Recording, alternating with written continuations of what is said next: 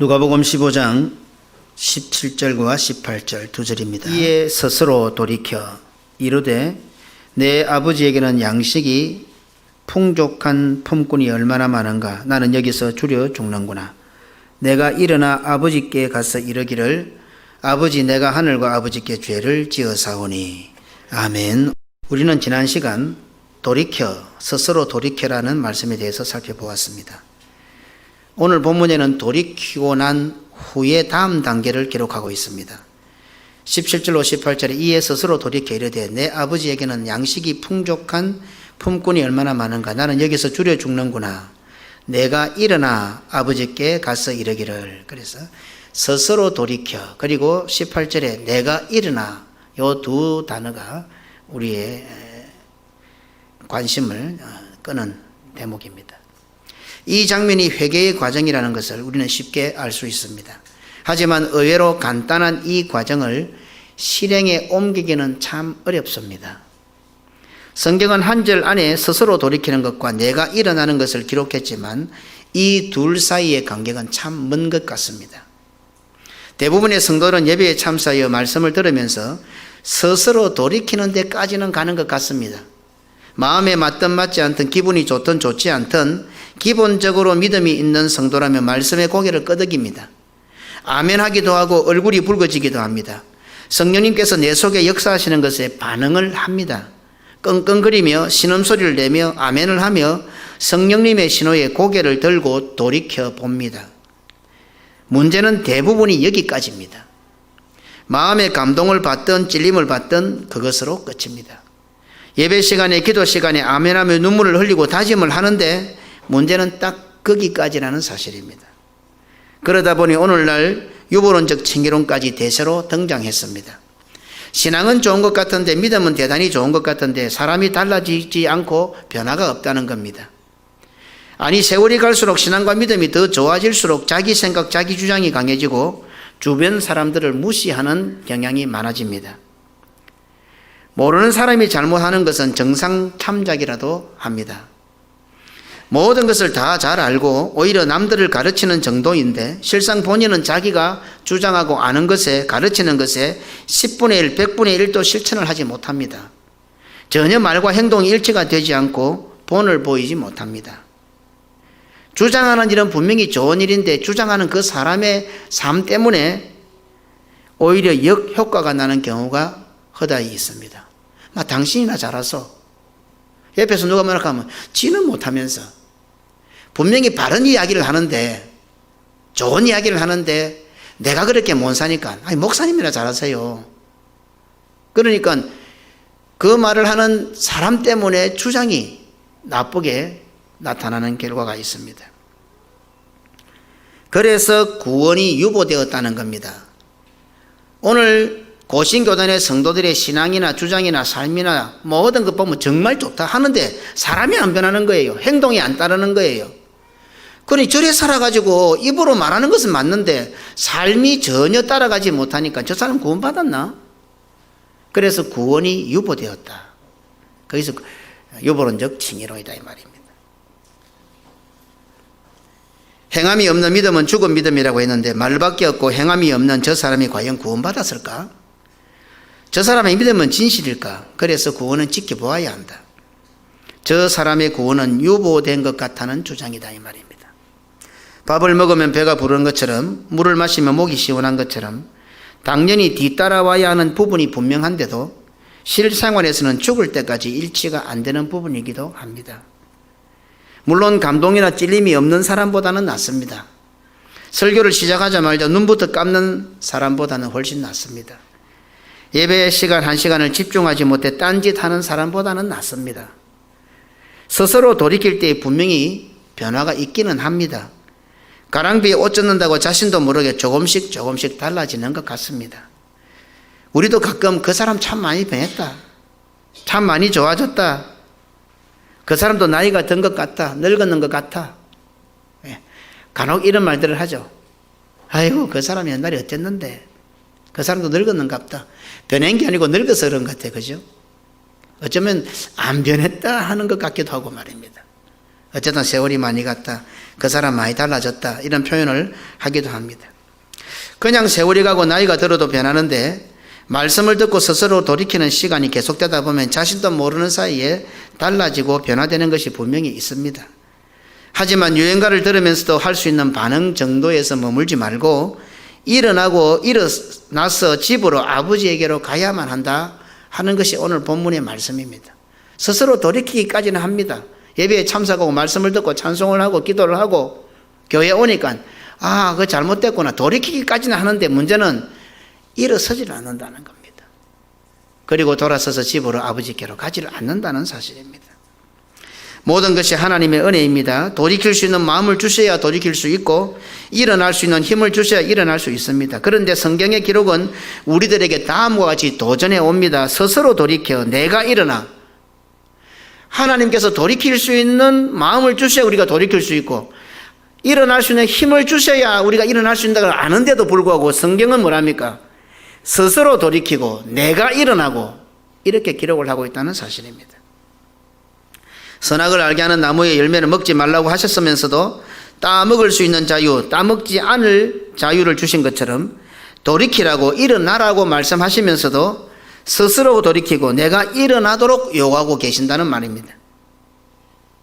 출애굽기 35장 29절에 마음에 자원하는 남녀는 누구나 여호와께서 모세의 손을 빌어 명령하신 모든 것을 만들기 위하여 물품을 드렸으니 이것이 이스라엘 자손이 여호와께 자원하여 드린 예물이니 성도들이 자원해서 드렸단 말입니다. 그런데 시편 기자는 어떻게 말합니까? 자원하여 드린 건 맞습니다. 내가 드린 건 맞습니다.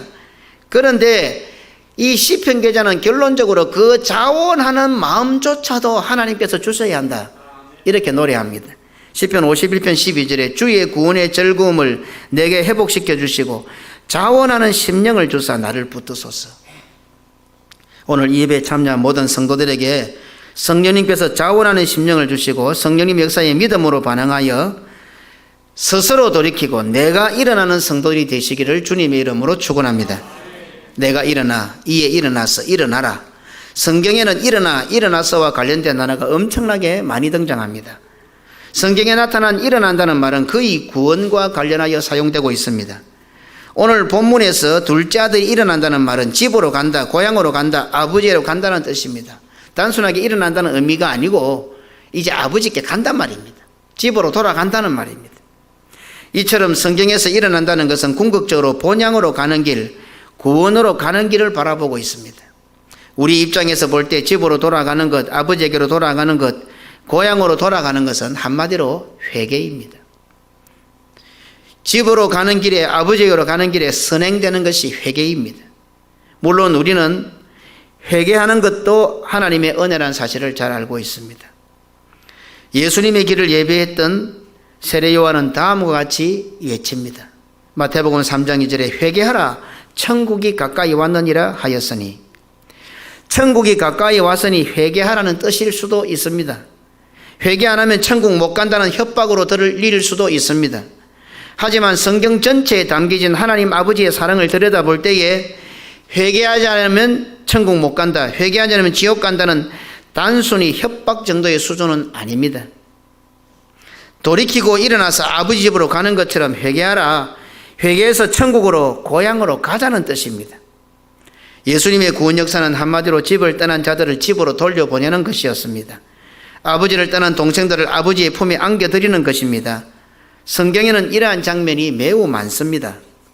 창세기 42장 37절에 르우벤이 그의 아버지에게 말하여 이르되 내가 그를, 요셉이죠, 아버지께로 데려오지 아니하거든 내 두 아들을 죽이소서, 그를 내 손에 맡기소서, 내가 그를 아버지께로 데리고 돌아오리이다. 창세기 43장 9절에 내가 그를 위하여 담보가 되오리니, 자기 목숨을 거는 거죠. 요셉을 위해서 말입니다. 아버지께서 내 손에서 그를 찾으소서, 내가 만일 그를, 요셉을 아버지께 데려다가 아버지 앞에 두지 아니하면 내가 영원히 죄를 지리이다. 르우벤과 유다는 만약 베냐민을 아버지 야곱에게로 데려오지 못하면 자신들이 대신 죽겠다고 맹세를 했습니다. 잘 아는 상황입니다. 요셉이 총리가 되어 있고 곡식을 사러 온 형들에게 동생 베냐민을 데려올 것을 요구하게 됩니다. 그때 아버지 야곱은 베냐민을 내놓지 않습니다. 그럴 때 르우벤과 유다는 뭐랍니까? 내 두 아들을 죽이소서, 나를 담보로 삼으소서, 자기 목숨을 겁니다. 르우벤과 유다는 자기 아버지 야곱에게 동생을 반드시 데려오겠다고 약속을 합니다. 이런 장면들도 어떤 가정사에 일어나는 기근 때문에 가정이 먹고 사는 문제 때문에 일어나는 어떤 장면들이지만 결국 예수 그리스도의 완전한 형님이신 예수 그리스도의 구원 역사까지 연결되는 것을 쉽게 발견할 수 있습니다. 르우벤은 아버지의 첩을 범한 천인공노할 아들이었습니다. 창세기 35장 22절에 이스라엘이 그 땅에 거주할 때에 르우벤이 가서 그 아버지의 첩 빌라와 동침하며 이스라엘이 이를 들었더라. 야곱의 아들은 12이라. 유다는 요즘 우리가 살펴보고 있는 사람입니다. 며느리 다말과 관계하여 아들을 낳은 사실을 우리는 잘 알고 있습니다. 유다와 다말로 진행되는 수혼 제도에 얽힌 이야기는 성도들이 반드시 바르게 잘 알아야 할 부분입니다.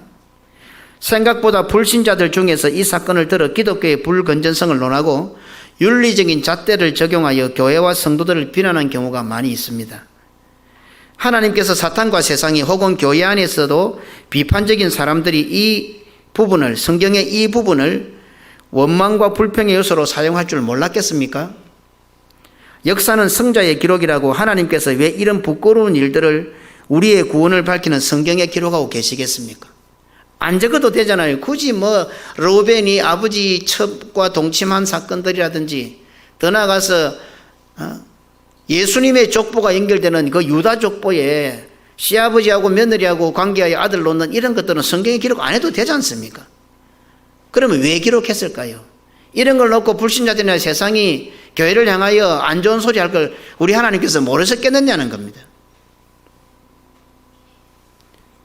지금 여기에 대해 살펴보고 있으니까 인터넷을 보시면 돼서 유다와 다말의 사건 전모를 성도들은 잘 아시기 바랍니다. 알아야 됩니다.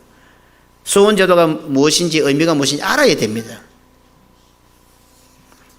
교회를 비판하고 성경을 비판하는 사람들도 이것을 꿰고 앉아서 비판을 하고 있는데 우리들도 알아야죠. 우리가 쉽게 지적하고 비판하는 르우벤과 유다 같은 아들도 아버지와 집안 전체를 위하는 일에 자신의 목숨을 걸었습니다. 성경에 언급하고 있는 형, 맏아들, 장자가 갖는 의미는 한결같이 아버지와 집안 전체를 위하는 일에 자신의 목숨을 거는 사람을 뜻합니다.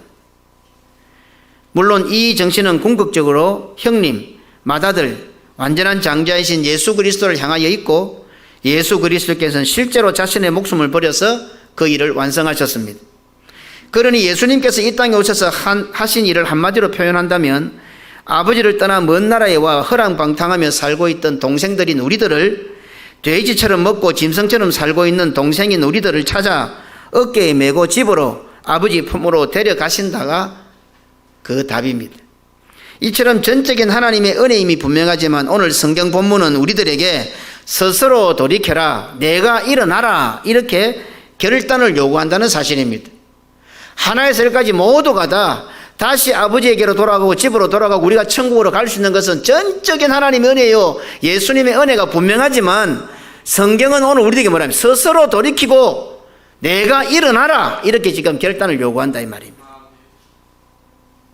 이런 측면에서 예수님께서도 자신의 공생의 시작을 알리는 첫 외침에 우리 동생들을 향하여 동일한 결단을 촉구하셨습니다. 마태복음 4장 17절에 이때부터 예수께서 비로소 전파하여 이르시되 회개하라, 천국이 가까이 왔느니라 하시더라. 내 힘으로 회개가 안 되는 줄 우리가 아는데도 예수님께서 뭐래? 회개하라, 회개를 촉구하고 계시는 거예요. 예수님의 구원 역사는 천국, 본향, 고향, 집, 아버지에게로 가는 것입니다. 회개할 때에 멀어진 천국이 가까워진다는 말씀입니다. 회개할 때에 집이 가까워지고 회개할 때에 아버지께로 가게 된다는 말씀입니다. 아버지에게로 집으로 가기 위해서는 돌이키고 일어나야 합니다. 예수님께서 이 모습을 한마디로 회개라 이렇게 말씀하셨습니다. 돌이키는 것이 무엇인지도 모르는 우리들에게, 일어나는 것이 무엇인지도 모르는 우리들에게 예수님께서는 회개하라고 일갈하십니다.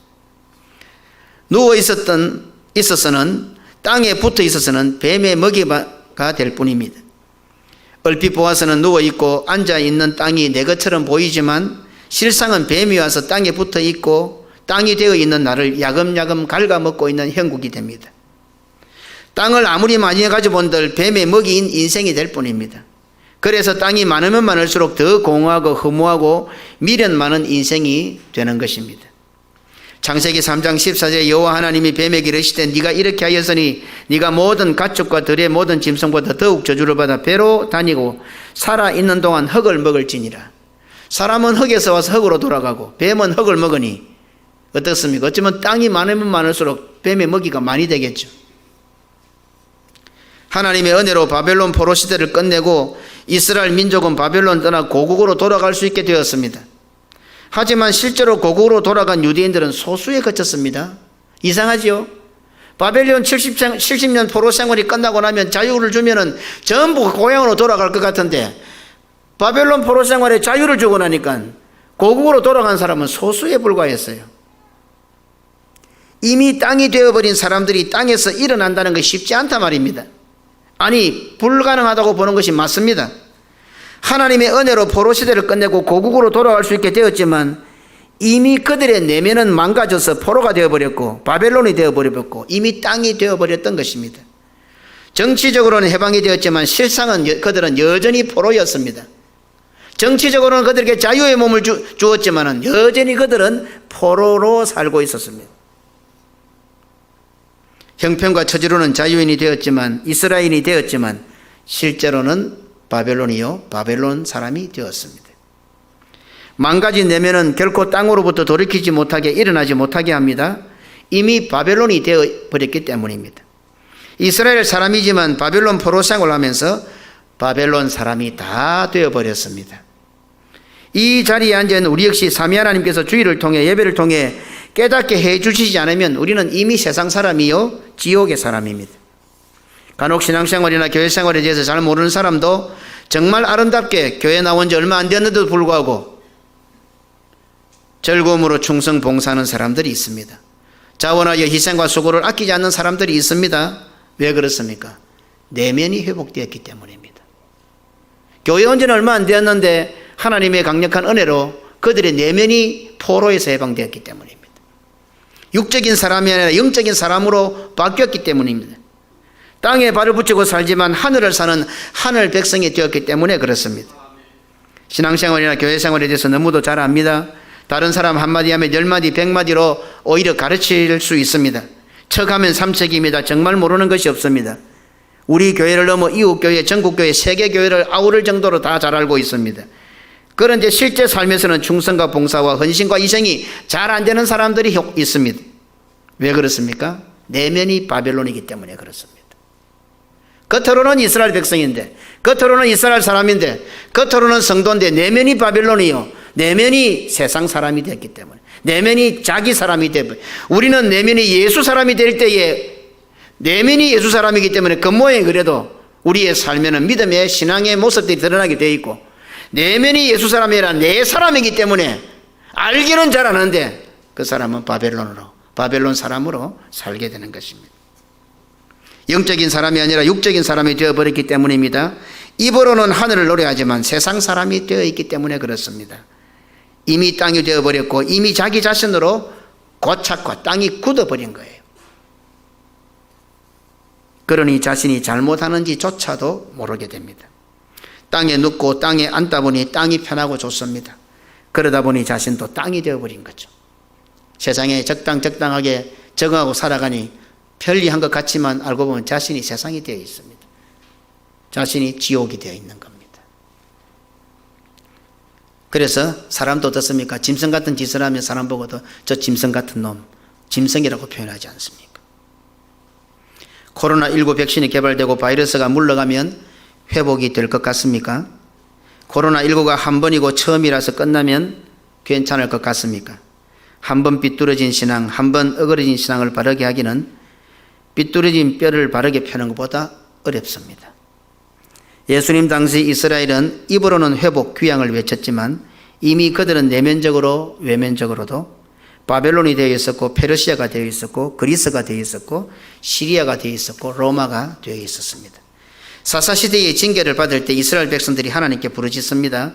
그러다 사사시대 말기인 삼손의 시대에 이르면 하나님께 부르짖는다는 표현 자체가 없고 부르짖는 행위도 없습니다. 다만 삼손만 하나님께 부르짖습니다. 그래서 에낙골에는 부르짖는 자의 셈이라 합니다. 삼손 시대에는 하나님께 부르짖지 않았고 유다 지파 사람들은 블레셋의 지배를 받는 것을 당연하게 여깁니다. 오히려 블레셋과 싸우는 삼손을 박해하고 블레셋에 넘겨버립니다. 코로나19라는 바이러스 앞에서 실제로 교회를 가장 아프게 했던 자들이 누구였을 것 같습니까? 오늘 본문에서 실제로 아버지를 가장 아프게 한 사람은 누구였을까요?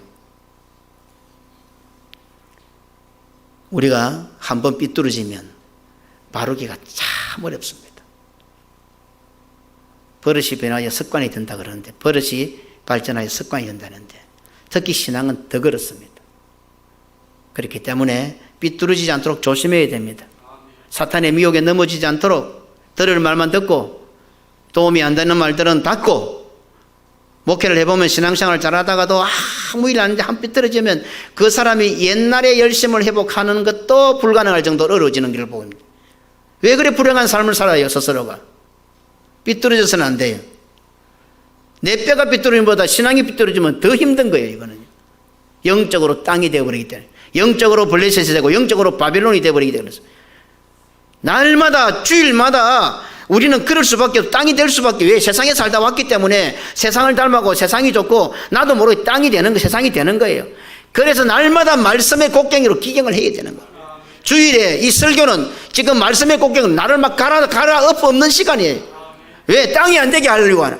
뱀의 먹이가 안 되게 하시려고 말.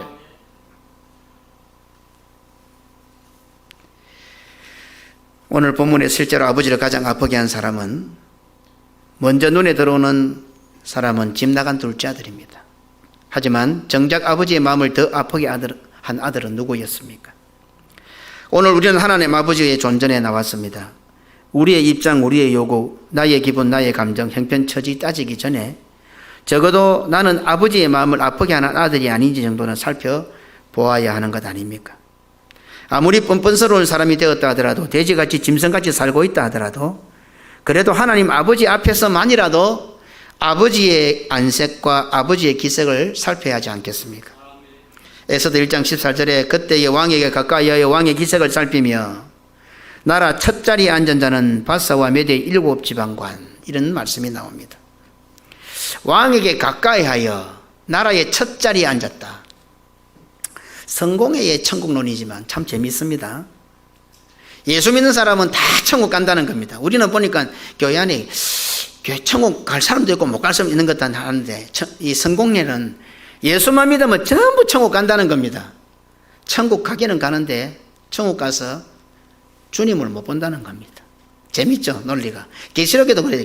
하나님의 보좌의 24장로들 뭐 이렇게 이 거리상으로 계급은 아닌데 거리상으로 주님과 가까이 있을 수 있는 사람이 있고 가까이 올 수 없는 사람이 있고 면류관을 쓰고 있는 사람이 있고 흰 세마포만 입고 있는 사람이 있고 이런 표현들을 들어서 그런 천국론을 이야기하는 것 같아요.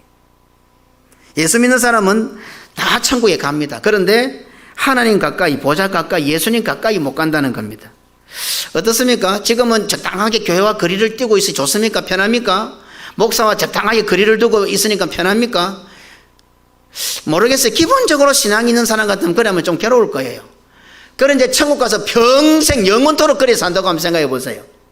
하나님 주님 가까이도 못 가고 보좌 가까이도 못 가고 주님 얼굴도 못 가고 늘 주님과 멀리 산다면 오늘 교회와 멀어져 있는 사람들 목회자와 멀어져 있고 천국 가서도 영원토록 주님과 멀리 있는다 생각해 보세요. 그게 천국이겠어요? 재밌는 천국론이죠. 우리가 지향하는 건 아닌데 이 재밌는 천국론이 있어서 제가 한번 살펴본 거예요. 마다들은 서기관과 바리새인들은 성도들은 예루살렘에 살고 있으면서도 실제로 그들은 먼 나라에 살고 있었습니다. 천국이 그들에게 오셨지만 예수님께서 그들에게 오셨고 그들의 눈앞에 계셨지만 그들은 예수님과 너무도 멀리 떨어져 있는 먼 나라에 살고 있었습니다. 우리 역시 주일이 되면 밭에 있다가 집으로 교회로 아버지께로 옵니다. 25절에 바나들은 밭에 있다가 돌아와 집에 가까이 왔을 때에 풍악과 춤추는 소리를 듣고 집안의 잔치가 벌어졌는데 집으로 들어갈 생각이 없습니다. 아버지가 보기가 싫습니다. 그래서 종들이 나와서 형에게 재촉합니다. 동생이 돌아왔으니 잔치가 벌어졌으니 형님이니까 그래도 얼른 들어와야 되지 않겠느냐. 화만 내고 들어가지 않습니다. 그때 아버지가 나와서 직접 재촉합니다. 그가 노하여 들어가고자 하지 아니하거늘 아버지가 나와서 권한대. 나는 지금 어디 있는 것 같습니까? 하나님 아버지와 교회와 예배와 말씀과 목회자와 성도들과 너무 멀어져 있는 것 같지는 않습니까? 코로나19라는 바이러스가 왔는데 어느새 성도들 교회로부터 멀리 떼어놓은 거예요.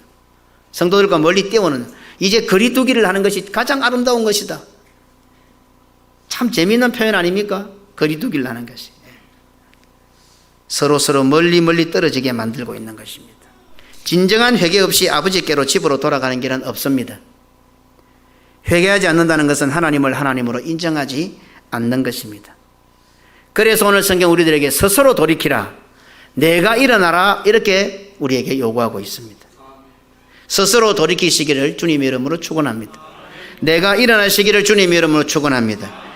회개하라, 천국이 가까웠느니라. 아멘.